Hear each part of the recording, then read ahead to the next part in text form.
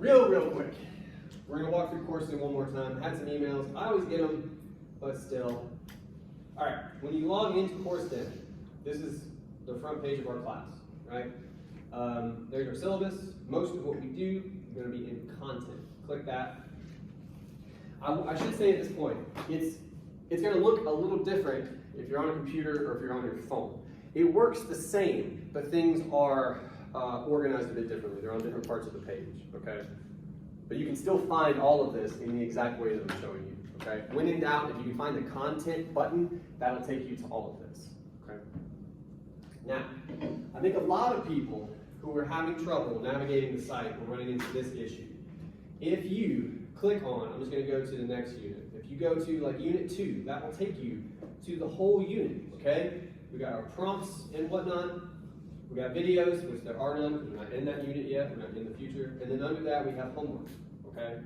But if you like, oh, no, well, that's good, I can mess with stuff. If you end up in a section, okay, this is still in section 2, but this is the prompt, like little mini section we just saw. Now this is all I'm in, okay? And if I don't know how to get out, I'm stuck here. And I don't know that homework exists, okay? The trick is find this menu here, and that can get you back to the main unit, okay? And again, this is what it looks like on the computer. It looks a little bit different on the phone, but it's the same. It's just gonna, I could give you the play-by-play on how to do it on the phone, but that sounds asinine. I'm not gonna do that. If you can find content, it'll get you to this menu on your phone. And from there, you're golden, okay? That's how it works. Also, when in doubt, you can double check the syllabus, and all that jazz. All right, let's be done with that for now. What are we doing next? Oh, okay, I know what we're doing. Let me turn the lights back on. What I want to do to begin with, I'm going to get you guys talking to each other just a bit. If we could, oh, there we go. All right, I'm not sure the best way to do this. 3, 4, 5, 6, 7, 8, 9, 10. Fuck, hold on. 2, 3, 4, 5, 6, 7, 8, 9, 10, 12, 13, 14, 15, 21. Groups of 3 or groups of 7. Groups of 3. I can groups. We'll do groups of 3, and yeah, pair up with 3 people. That's all I'd like you to do for just a second. Go for it. Yeah. You could. I'm not really sweating it, to be totally honest with you. Just group up with some folks. Just some folks. Some folks. If it's 3, if it's 4, if it's 2, I'm not really. Just some people other than yourselves. Y'all got 3 already? No? Alright. Again, it could be. Alright, is everybody good? Ish? Yeah. Here's all I want you to do. Here's all I want you to do for a couple minutes. Hopefully you did the homework. I know not everyone did. Some people sold themselves out, which is an interesting play. For those of you who did it, you got 2 quotations in the bag. It's on Coursed In somewhere, or on your computer or your phone. You have access to it. Pull those up. I want you to do something with it with your group. I want you to talk about your quotation, obviously. But then to the best of your ability, I want you to try to have a little bit of a conversation amongst yourselves. Why that quotation is useful. How you might analyze it rhetorically along similar lines to what we've been doing in class. Does that make sense? All right, so take a minute, pull your, I see some of you are pulling it up, that's fine. Pull your stuff up, talk to each other about whatever the hell it is you try to do for homework. Go for it. Everybody good? We're mostly good? Yep. All right. Let's talk about this a little bit.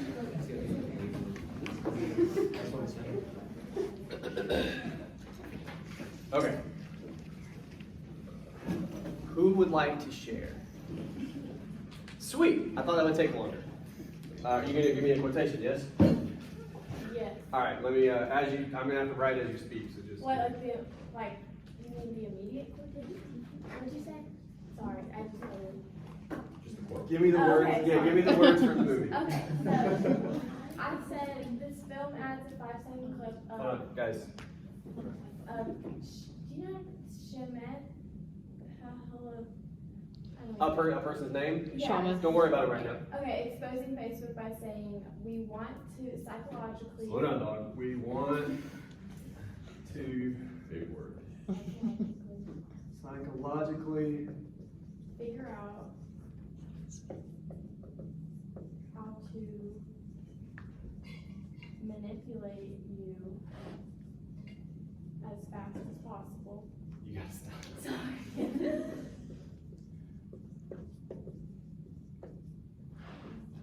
Hell's typewriter. Uh-huh. And then give you, oh, my bad. Back that dopamine hit.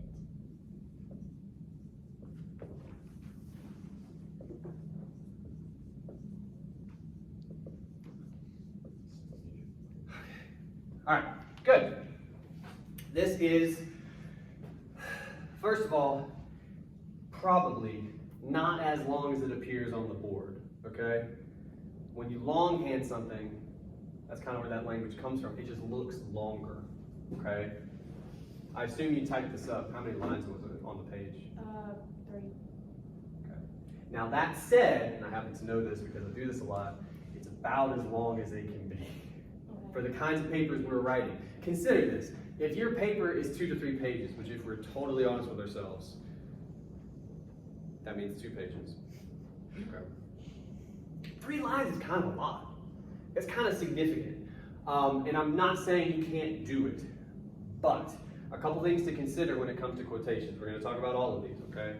First of all, you have to kind of earn whatever quotation you use. What I mean by that is, if you're going to have a longer quotation, that is fine. But whatever you have to say about it has got to kind of hold that up, right? If you have all this and you got like 2 lines of analysis under it, you fucked up. And I know I'm talking to you, but believe me, I'm talking to everybody, okay? A rule of thumb a professor gave me once, 60% at least of your body paragraphs should be analysis, rather than evidence, rather than topic sentence, which we'll talk about a little bit. The other way I would spin that for you, the more positive way to talk about it, when it comes to your grade, which I know is what you guys really care about ultimately, for the most part, it's won and lost with analysis. If you give me good, meaningful analysis and like a good bit of it, you're gonna be fine in this class, okay? I mean that. So what do we do about that? Well, again, the first thing we could do is just ball out when it comes to talking about this quotation. That's always an option. Do that, for sure. The other thing we could do, though, is think about ways we might trim this down, okay? And I want to talk about that. To begin with, let's go ahead and set this guy up. Oh.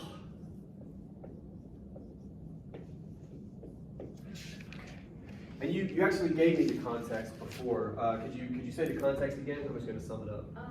The film adds a 5-second clip of whatever his name is, exposing Facebook by standing. Okay. We can actually trim some of that a little bit.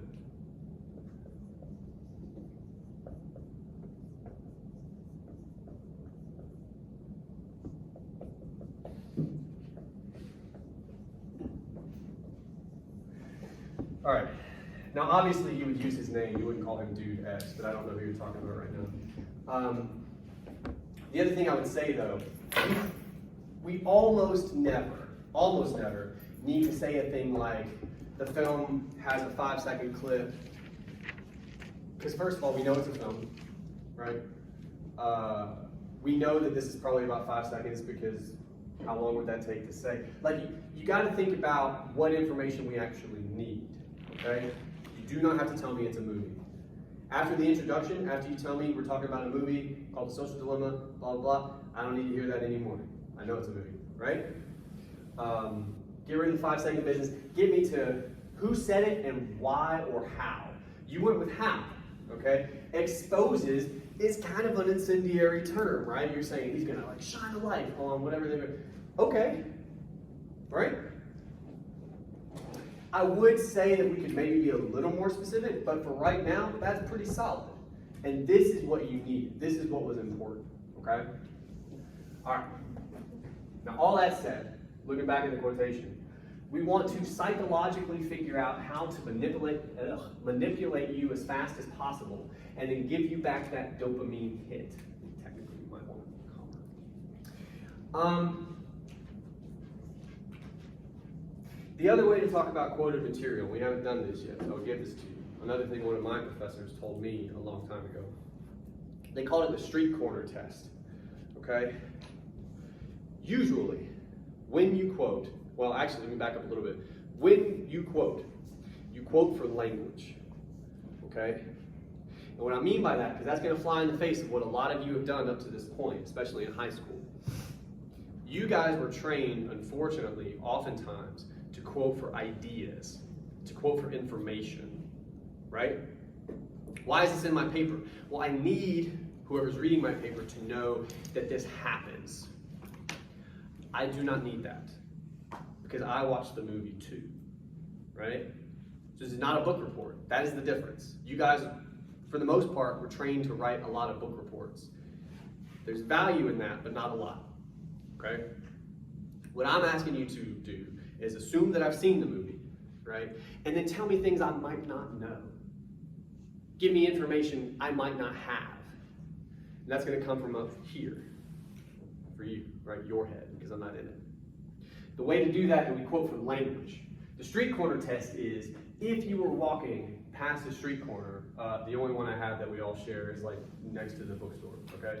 If you're walking past and some people are talking, what might catch your ear if you heard somebody else say it? I'm not saying you stop necessarily, but as you're walking by, you're like, what the fuck are they talking about? Right? Like that's a pretty good test because it's language we're not really used to hearing all the time. So in this quotation, do we have any words or phrases you feel like might kind of pass that test? Manipulate. Manipulate's a good, oftentimes verbs do a lot of work. And manipulate, I think, in this context, for sure. Again, if you were walking past that street corner and you heard about somebody manipulating someone else, you'd be like, I want to know more. Who's manipulated? I bet it's like a toxic. Who's the psychopath? Well, it's like a toxic relationship thing or something. That's what we would assume. Yeah. Yeah. Good. What else? There's a couple more. Yes, sir. Maybe psychologically, because it's not, I guess, something that people. Yeah, no, I mean, I'm with you there. I'm kind of on the fence about it. But perhaps, for sure. For sure. The only stressor point, I guess, being just a long word. Yeah. But we'll come back. I mean, again, it's on the table. I'm with you with like being maybe, maybe not. Yeah. There's at least one more that's pretty big. Yeah. Dopamine. Go a little further. Dopamine hit. Yeah. Why do you think? I mean, that's just not normal. Somebody. Well, what's a hit? You take a hit of something. It's a drug. Yeah. Yeah.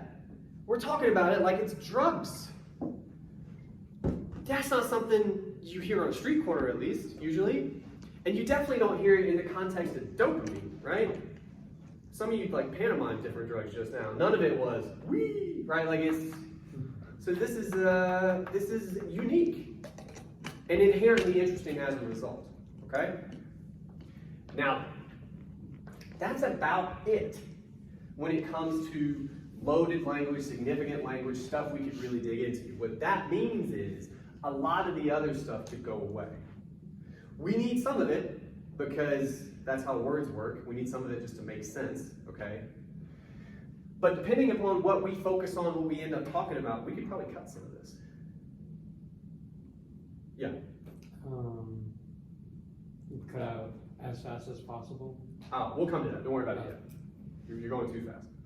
Check it out. Knowing what we know now, the language that is especially important, could we try to talk a little bit, and you can start us off, but you don't have to feel pressure to do this. Anybody can do this. How might we talk about this quotation rhetorically? Especially, again, considering the really important language we've highlighted. What is any of that doing? I think by maybe unintentionally, the language may seem professional and, I'm not quite sure what you're trying to say. I'm trying to, wait, rhetorically, what do you mean rhetorically? what we've been doing the whole time. Like, Not ethos, pathos, logos, though. You don't want that. I don't want that language. Look, all right, we'll backtrack again. The reason I don't want you guys using ethos, pathos, logos is because so many times when you guys turn in these papers here in a little bit, you're going to say things like, and this is ethos. Don't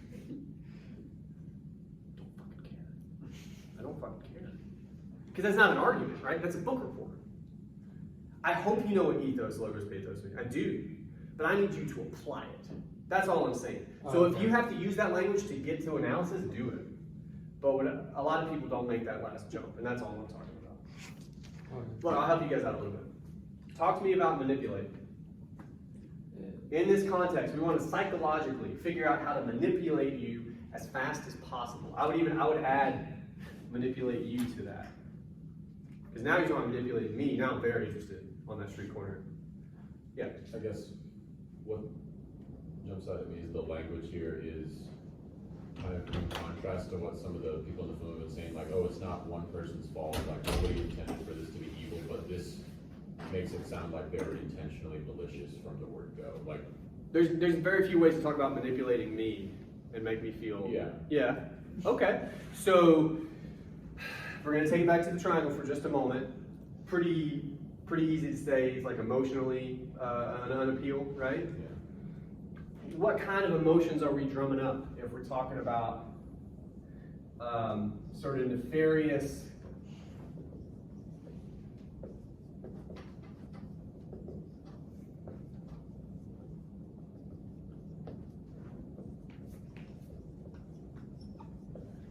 Sort of nefarious plotting against ourselves, right? Somebody's out there trying to manipulate me. What emotions get drummed up? How does that pull on you at all? Angry, perhaps? Why? Because you don't want to be lied to. Sucks. Yeah. Okay. So angry. Well, let's get closer to the heart of that. You don't just not want to be lied to. You don't want to be what? Like, we're not talking about lying specifically. We're talking about being manipulated. Why don't we like being manipulated? Because like we're being used. We're being used or we're We being don't have any treated will. Good. as objects. We like to think, at least, we have this thing called free will. We have agency, power over ourselves. And she's saying, or he, whoever it was, is saying, no. Makes you angry, resentful, what have you, because they're violating that free will. You mentioned objects, I think. All of that is good. So, and it sucks because it's at the very bottom of the damn board. Angry because. This because is the start to your analysis, where you're explaining how a thing works, okay? I understand that saying this might make a viewer angry. But that's kind of like baby steps into analysis, right? We all get that. That's not hard. If you could break that down for me in a little bit of detail. In math, we would call this showing your work. That's what this is, okay? In your head, you got to try to spell out, well, it makes me angry because I'm going to use my own language, okay? It violates the what?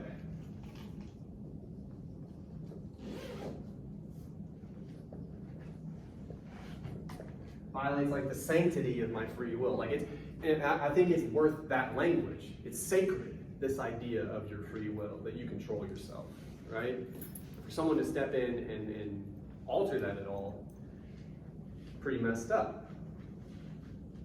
That's one avenue we could go down with, again, not just manipulate, but manipulate you, right? Good. For the sake of time, because we could go further to that, but for the sake of time, let's talk about dopamine hit. Again, not just dopamine, I'm out of tea, that sucks. Not just dopamine hit. That's a little bit different, I think, right? I don't feel angry about that one. How does that one strike you, that language? Let's talk about dopamine, first of all. Does anybody know what that is? Yeah. Reward. Okay, well, hold on. Does anybody not know what that is? I mean, if I put a test in front of you and I was like, tell me what dopamine is, you would sweat. I mean, I would probably sweat. Okay, good. So my question is, what do you think it is? Because that's what matters. Nobody here heard this person in this movie say this and looked it up. None of you. Let me make sure, like, what are the protein chains? No, nobody did that. So what matters, in 2022 especially, is what you think a thing means. Because that's how it's gonna work on you. So dopamine is what? Generally speaking. Neurotransmitter. Yeah. What are we associated with? Is my note? It's like an encouragement to do something. Happy. It just makes you feel good. Opioid. A lot of drugs, the way they work, they give you more of it. And that's why you get addicted, because you gotta take more drugs to get the happy stuff. And then you die. We had DARE when I was a kid. I don't know if you guys. Yeah. Anyway. Okay. And sort of recalling those DARE assemblies I was made to go to. Let's do this. What's your name? Jackson? Okay.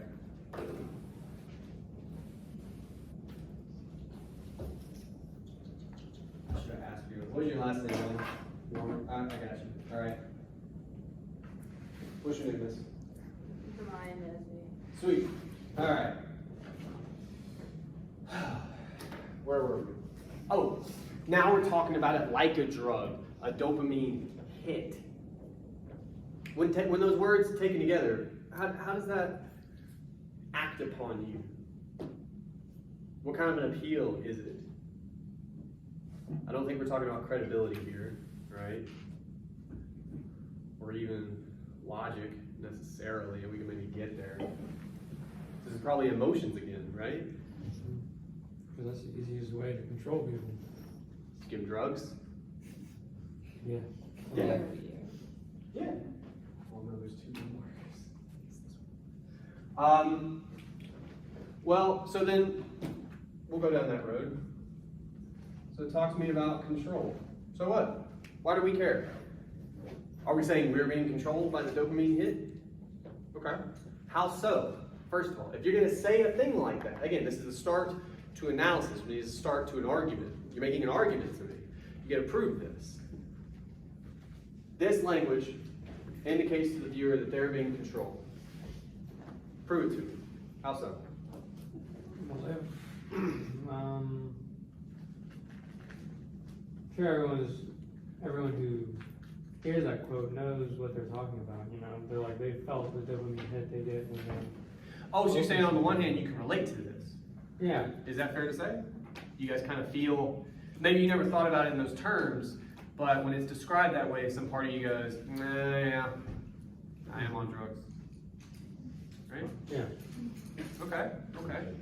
Well, that's a slightly different thing, but we can maybe attach it, we can relate through like our own lived experience. Okay, okay. But still, but even if you can relate, it's a bit of a leap to get to being controlled, right? How does dopamine hit? How does that language, because I think it does, I don't think you're wrong. How does that language get us to here? I feel like that in conjunction. No, you're I feel like good. dopamine hit in conjunction with manipulation is like involuntary. Like you're almost involuntarily being like Mm-hmm. you're okay.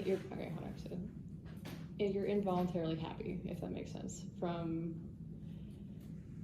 it's like you don't realize how addictive social media, or you don't realize all these tactics that Yeah. like are being used against you. Yeah, yeah. Okay, so Like it's from not social media.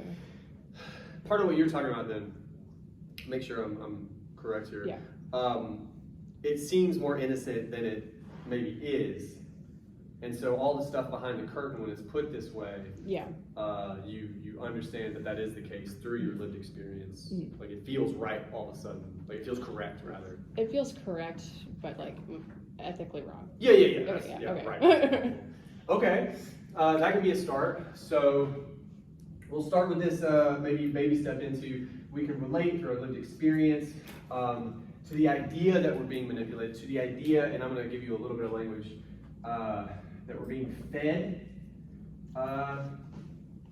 happiness, right? We're gonna talk about dopamine.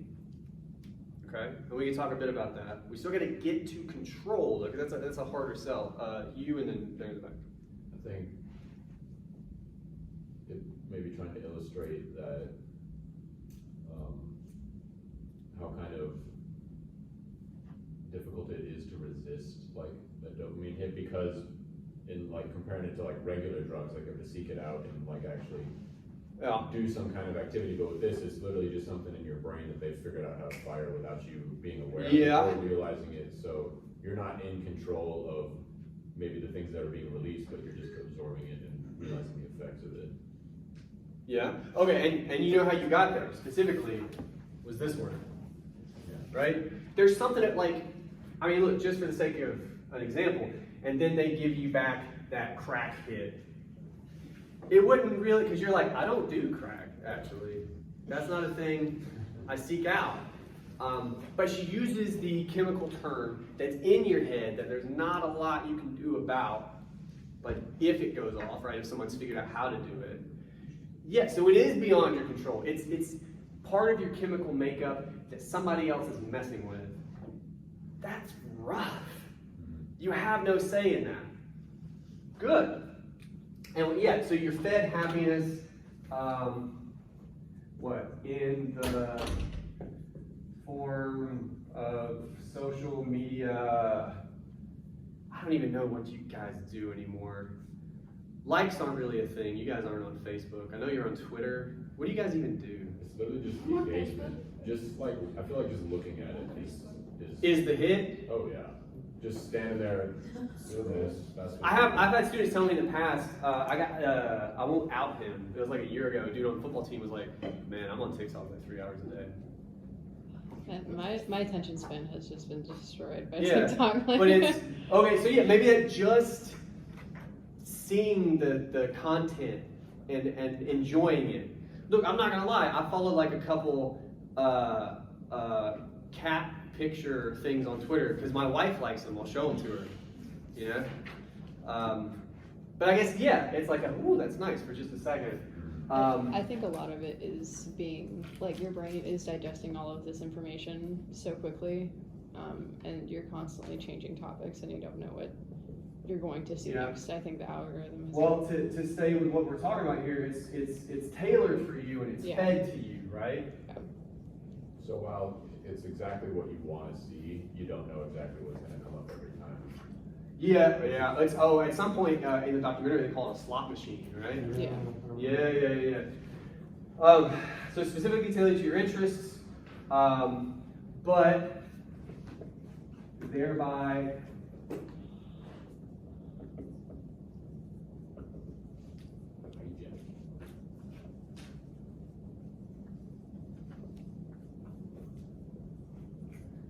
hijacking your attention span. I love any word you can use a K in for some reason.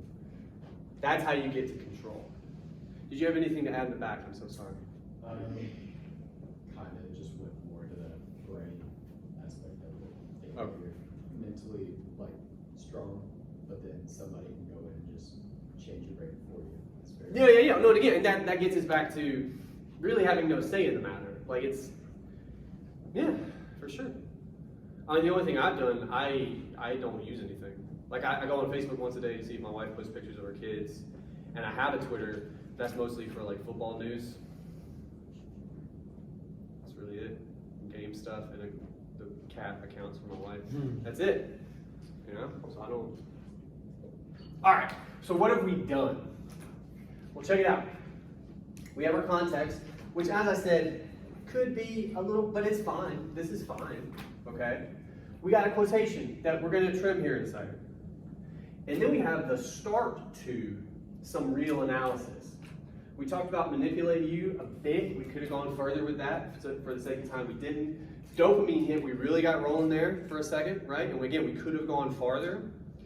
This is how you write a body paragraph, okay? And I stress this because I'm stressing it now, and some of you still won't do this. Start with evidence.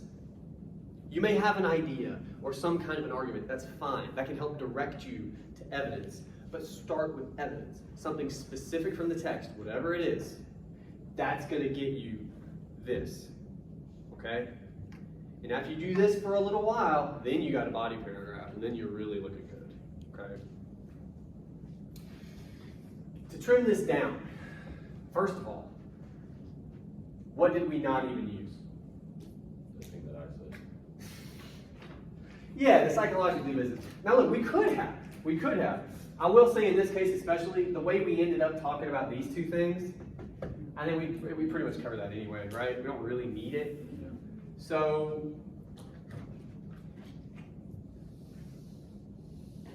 we're going to cut that, and then bring this down here. Now, of course, that means we got to fix our lead-in because it makes no sense, right? Dude X exposes Facebook stating,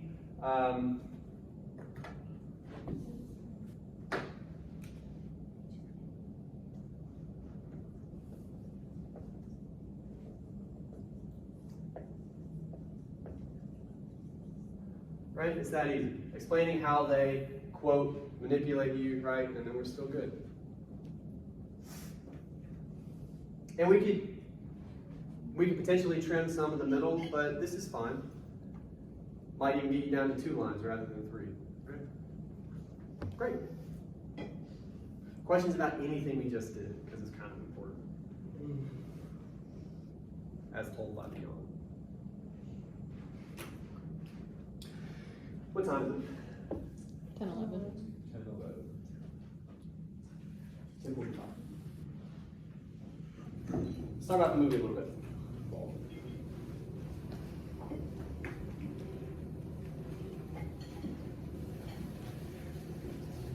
All right. So I'm pretty sure I mentioned last time we would talk about quotations just because it's a good way to start. But because this is a visual medium, God, I hate this room. Have you tried those? You tried those other. There's two other switches. stuff. Those other 2 switches are there. Why are they submitting? This is for the Windows.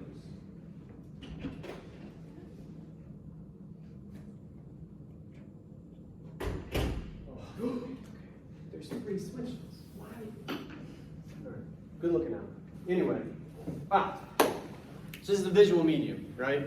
As such, there's more than just quotations in the film. There's just stuff that happens, right? A character might look a certain way, or a thing might occur, or whatever, right? You can talk about that stuff, and you should. It also acts upon you, I would argue many times, more than quotations do, right? You guys are all about visual media for the most part. So when you see a thing, you hang on to it, right? That's what I want to do today. I don't know if we'll get through both scenes. I have 2 kind of lined up.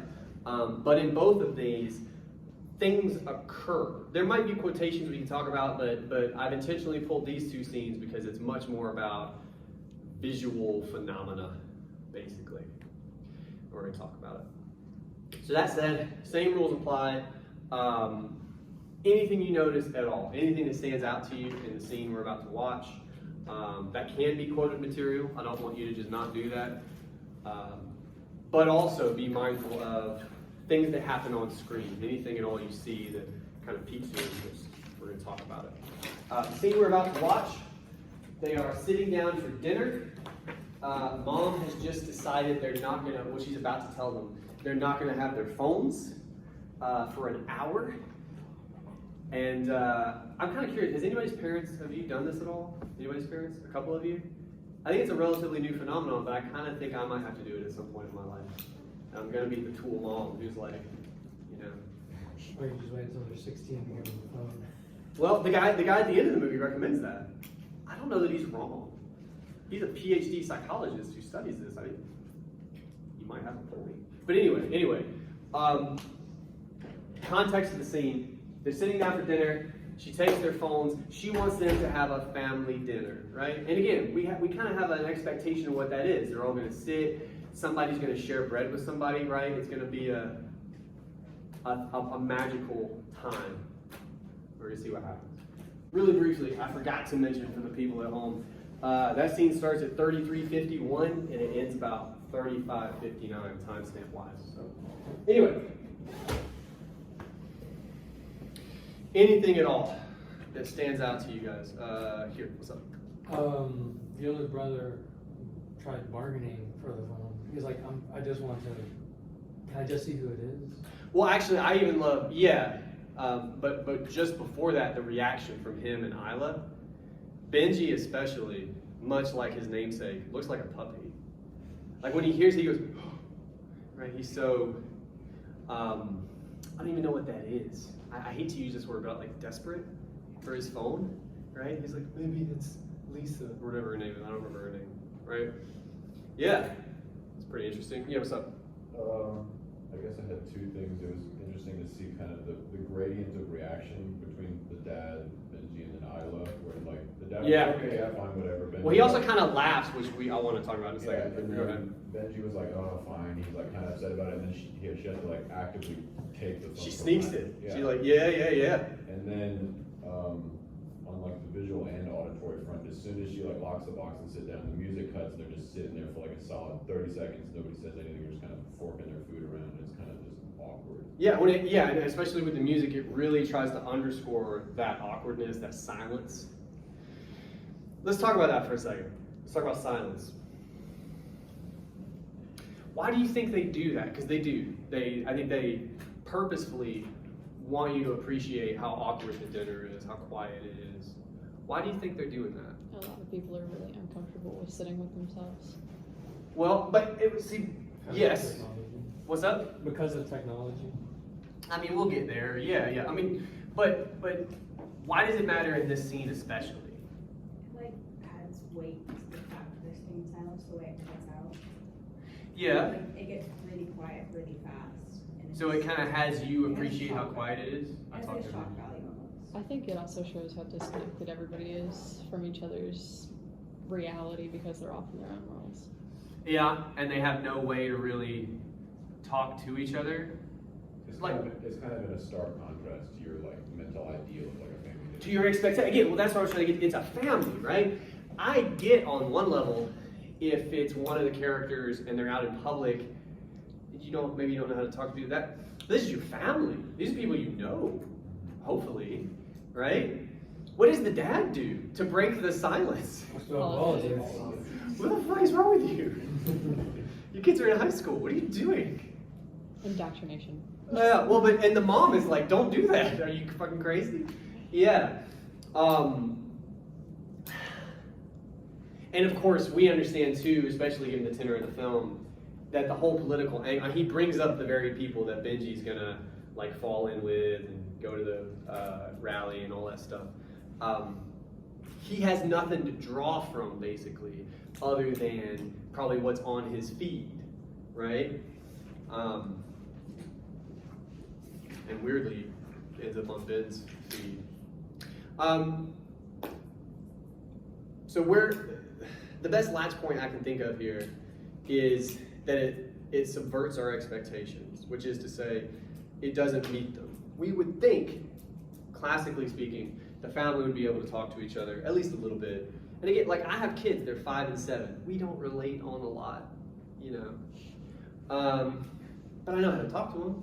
How was school? How was your day? And Jack, my 7-year-old, would be like, we talked about, yesterday we talked about F words.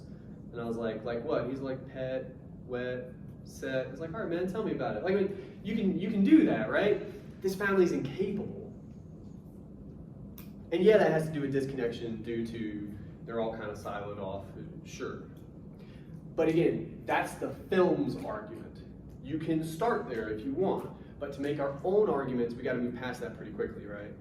So how does any of that affect a viewer rhetorically? What kind of appeal might it be making, if you want to start there? How's it operating on you to have your expectations subverted in this way? Do you think? I think the first thing you start to think of is this the norm for a lot of people? Because you first compare it to like your own experience. You kind of have to, right? And then whether it's in alignment or in contrast to it, then you start to think about like, well, is this how everybody, like, if they don't have their phones, is this what everybody's family dinner would be like or something? Yeah. We can start there for just a second. And look, again, to be perfectly clear, at no point do you really want to dive into in your papers, well, my family talks to each other and we're fine. Like, that's not, right? But as a human being, I think it's unavoidable that you would do that, right? And you can talk about that process. Do you guys understand the difference? Yeah. Okay. So for instance, if you started with, it's only natural for the viewer to immediately kind of investigate their own life. Like, do I talk to my family when we sit there, or are we all on our phones? When we don't have our phones, are we silent, or do we launch into fucking, go Brandon or whatever the fuck that is? Yeah, like is that what my dinners are like with my folks? But again, we're not going to go down the personal narrative road, okay? But if more or less all viewers are going to do that for themselves, how does that operate on a viewer to have them investigate their own life a little bit in this moment? What might the value of that be to the film if they're trying to make an argument about technology and how it's harmful, and if it kind of asks you to investigate yourself a little bit? What do you think? Leaves you a little more open mind.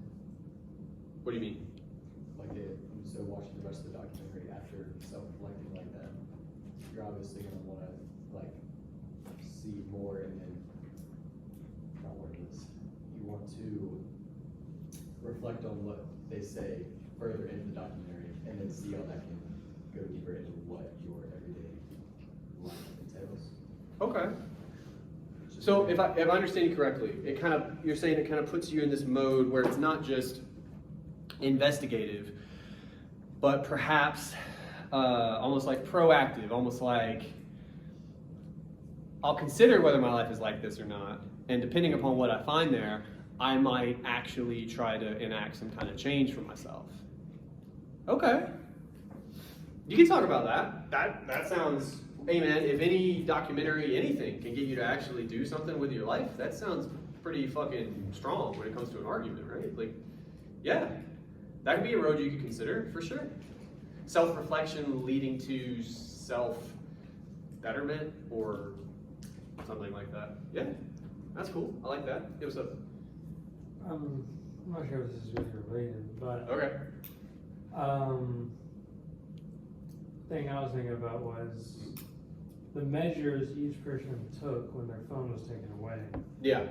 It's also like their age.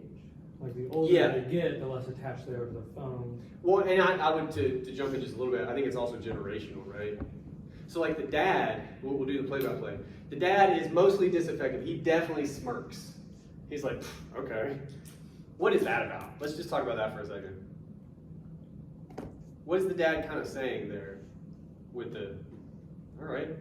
Maybe he's like kind of, thinks it's kind of silly that, maybe he's like, feels like he's being undermined by his wife. He's like, oh, well, you think that I'm as bad as the kids or whatever?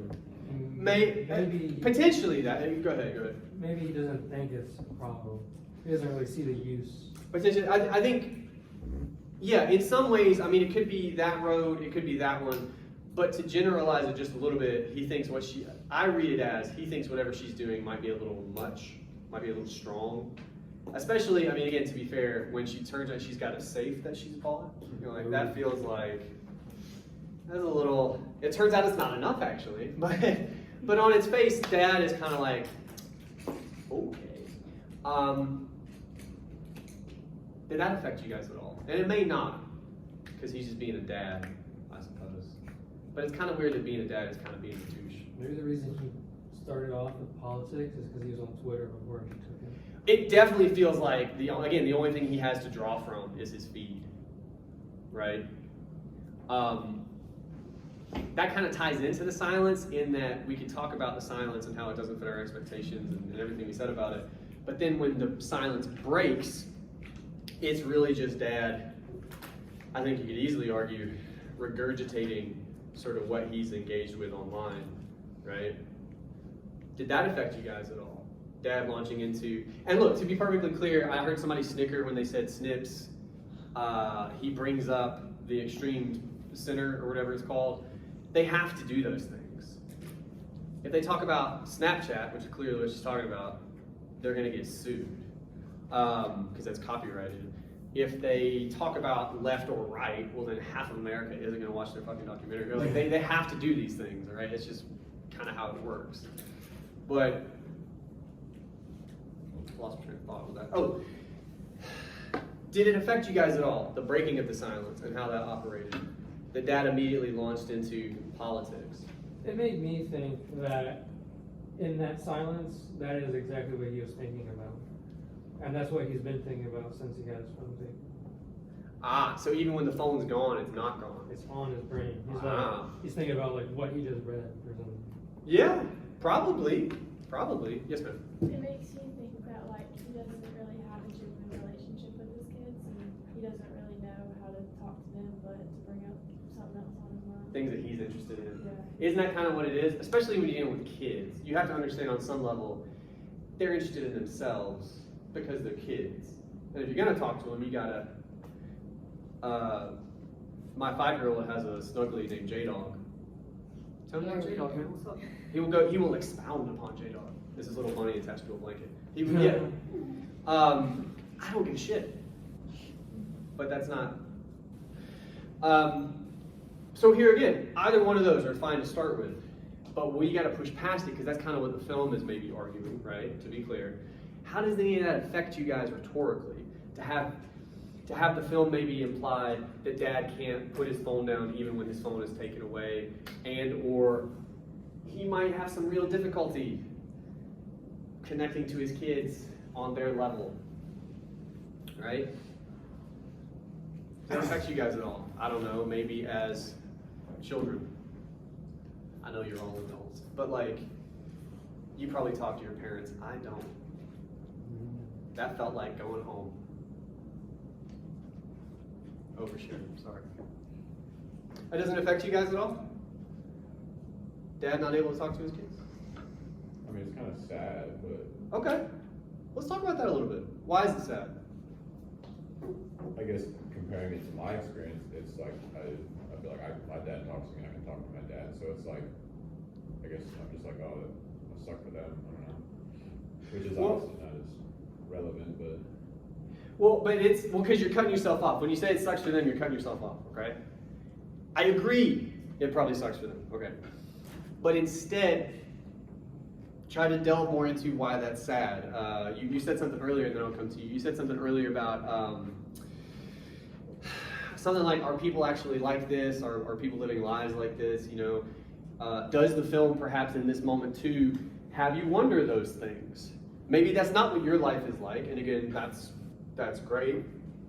But if there are people at all like this, I think that should concern us, right? It makes you wonder more about what the effects of social media might be, especially on phones. This scene specifically is about phones, right? Not just social, but the phone in hand, and what it's doing to people.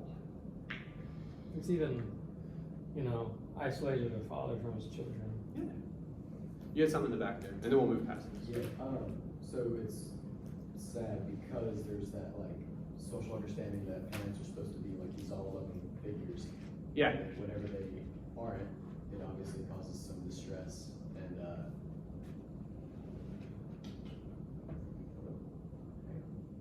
I just thought, Can I help you out a little bit? yes.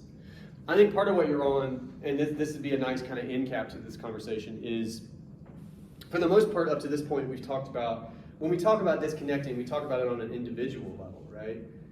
Think of Isla through the whole movie. She might have 4 lines, like she's so disconnected because she's kind of shut off to herself. In this scene, we see a family and we just assume they would be connected, right? On some level. So it's not just individual disconnection, it's familial relationships that are maybe being damaged. So this is part of the larger argument, but this is a very unique section of that argument they're making in the film. And you can talk about why that's just a real bummer thinking about moms and dads and kids, just not, you know? Yeah, for sure. Okay. What time is it, by the way? 31. Damn. Oh, we have time to watch the other scene. You had something? No. Oh, okay. That's a wild way to stretch.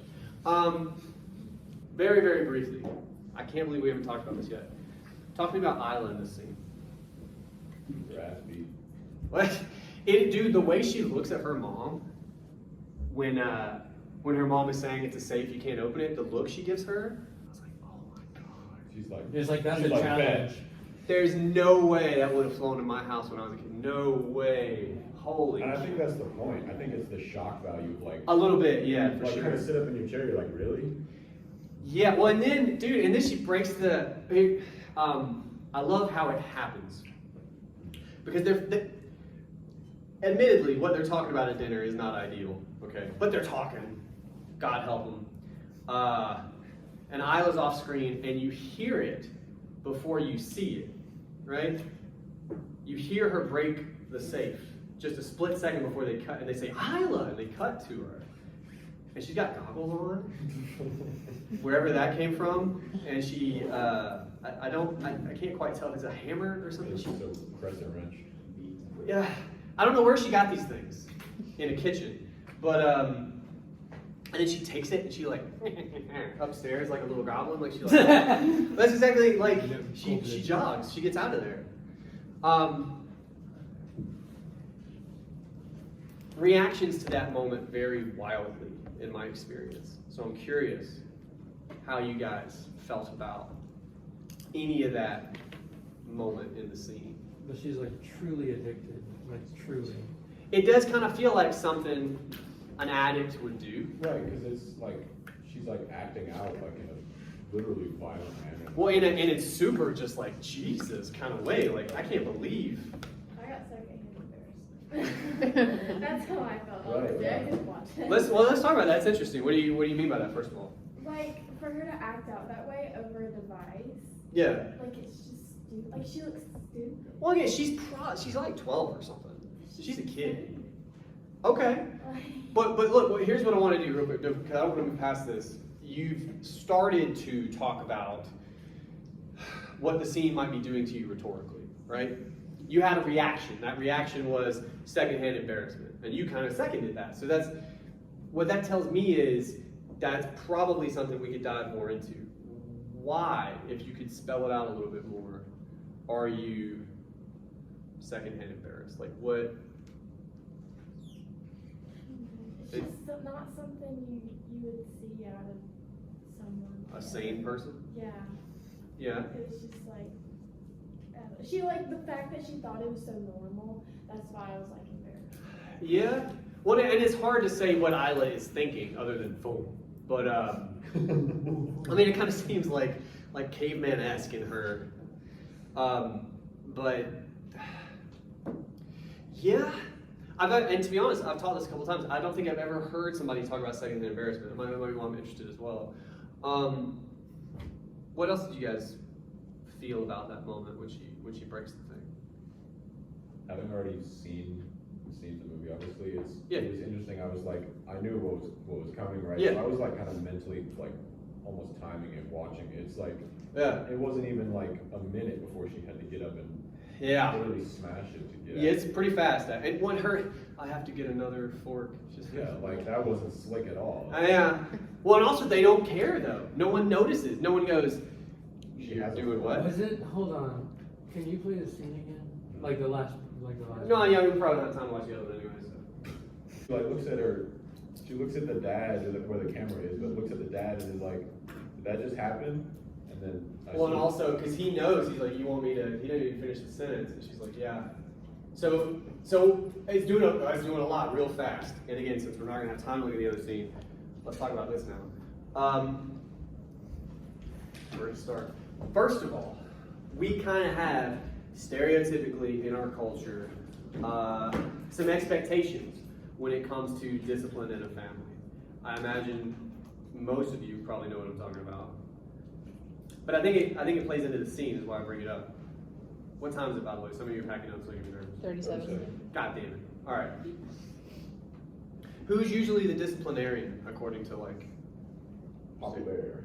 the dad, right? That's all over this scene. Mom you could even suggest that part of Dad's smirking is that, oh, Mom's gonna try to, you know, man up here all of a sudden. And what's interesting to me, I don't quite know how to talk about it rhetorically with you guys because I worry you react very differently to it than I do. Because I'm a parent, right? So when this happens, I'm just like, woo, she would be in so much trouble. And you may feel, but it's different for you. I'm thinking like what I would do if one of my kids ever did some shit like that. And I can't talk about it on camera. But like, for you guys, I think it's the flip side of the coin. It's the gall, right? It's the fact. I would never do that. Exactly, like that's bananas. But it's interesting here, you guys talking about the dad. He doesn't get a lot of play. He has some great reactions though, he does. And Mom here, I think you could argue, when she looks at him and it's like, you could also suggest maybe she doesn't know what else to do, right? She tried. Look, give her some credit. It's kind of a wild idea, but it's not the worst idea to be like, especially for Isla, no phone for an hour. Like, that girl needs help. Like, it kind of, so I get it. Go ahead. It's like the mother is like, she's shocked Yeah. way more than he is. Yeah. Because she's more emotionally like invested in her children. Well, I mean, be careful of that now. I mean, But I mean, again, the point of any of this is, does any of this affect you rhetorically? We've kind of focused on Isla's behavior, and we can still do that. But you guys started to bring up the parents here, so I'm just curious. Yeah, there in the back. Definitely intensifies the effect that we don't really know how to deal with technology and how it's become, because they obviously can't control their daughter. Well, okay. Well, no. Let's talk about that for a second. I'm going to help you a little bit for the sake of time. It's also because these are parents, and I think this will resonate with a lot of you. Parents are the people, at least for your young life, who know everything, right? I mean, reasonably. Any problem you have, they can fix it or help you figure it out like that. And now there's this problem with one of their kids, so they're pretty concerned, and they got no handle on it. They can't. The mom legit nopes out. She's like, you do it. Right? And what's dad gonna do? Don't do that. You know? She has her phone later. So nothing changed. What does that do to you guys, to have the parents be kind of powerless in this scene? I think that's what, if we're trying to identify the evidence specifically we're talking about, that's what it is in this moment, is the powerlessness of these two parental figures, right? Does that affect you in any way? Makes me mad, Okay. because there's definitely more that they could be doing, but, you know. And that's possible. So it kind of, one assumption it leads you to is maybe some parents / authority figures just aren't doing enough to help kids who admittedly they're kids, so like kids need help. Like, More of like they don't want to hurt their feelings or something. yeah. They want to approach it in a good way, but like, there's a point where like it's enough. Yeah. No, I mean, to play devil's advocate a little bit, the worst thing you can do is tell a kid to like not have a thing or not do a thing, because that just makes it cool. I'm just so like it's a hard spot. The minute she starts taking their phones away, now their phones are like forbidden. It's tough. Do you have your hand up in the back there? Yes. Go ahead. So it kind of, it makes there like a sense of hopelessness, the fact that like they're not really gonna be able to do anything. So I mean, because like you said, the dad, like what is he gonna do? Tell her no? Because then she'll look later, she'll just nothing's really changed. She's still right there on it, 24/7. Yeah. And that's just because parents most likely grew up without any sort of technology like that. So Yeah. there isn't that sense of they've been through this, they've already done that, so they don't have anything to look back on or weigh in on. So it's just kind of a lost battle.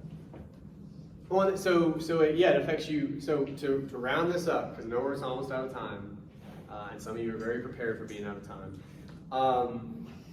This idea of hopelessness or lack of ability to change much of this, if the people in your life who up till now at least have been the ones to enact change, that are kind of throwing up their hands at this kid who MacGyver's her way to. Yeah. Last but not least, and we won't talk about this, I find it a little bit comical. Yeah, I don't know. It's cartoonish, and I'm not sure what to do with that. It's so thought out. Yeah, well, there's that. So it's a little bit like she's a professional, almost. Well, because it's like she's acting in this like. Wait, what's her insane, name? Like, I don't know. I love. You said she's acting in this insane way. like this insane animalistic way trying to get at this thing, but she still has enough like wherewithal and intelligence. She's like, oh, I'm gonna just put the baby on real quick too. So it's like hilarious, yeah. Yeah.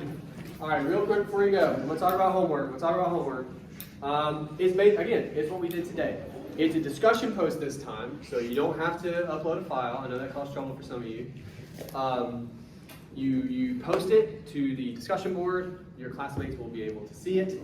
I want you to respond to 2 of your classmates, right? I know that's a big ask. All I want you to do,